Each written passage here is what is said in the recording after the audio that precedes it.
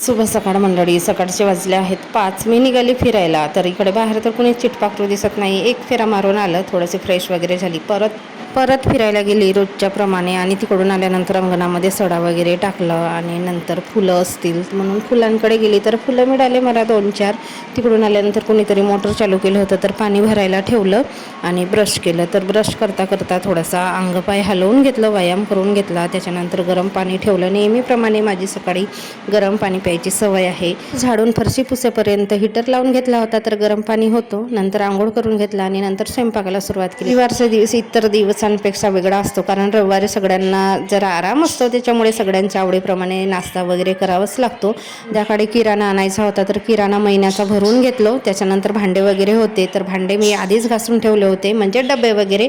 आणि ही जी रॅक आहे ती मी स्वच्छ करून घेतली आणि जे काही लावायचं होतं ते लावून घेतलं सामान. आणि जे भांडे घासलेले होते ते पालते करून ठेवले. तितक्यात संध्याकाळच्या स्वयंपाकाची तयारी सुद्धा झाली. तर बिनस वालचे शेंग मी मोडून घेते, तीच भाजी करायची होती मला, भात आणि भाजी.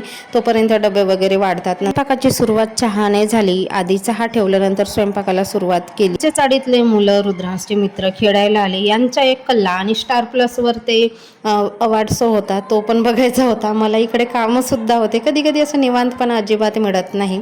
आणि बेसिंगमध्ये तर बघा जेवणानंतरची भरपूर अशी भांडी होते, ते घासून घेतले आणि डबे वगैरे सुकले होते. जेवण झालं, थोडासा 5-10 मिनटं इकडे तिकडे फिरलं आणि त्याच्यानंतर जो काही किराणा सामान होता तो मी भरून घेतला. किराणा सामान ठेवायला मला रुद्रांशने भरपूर मदत केली.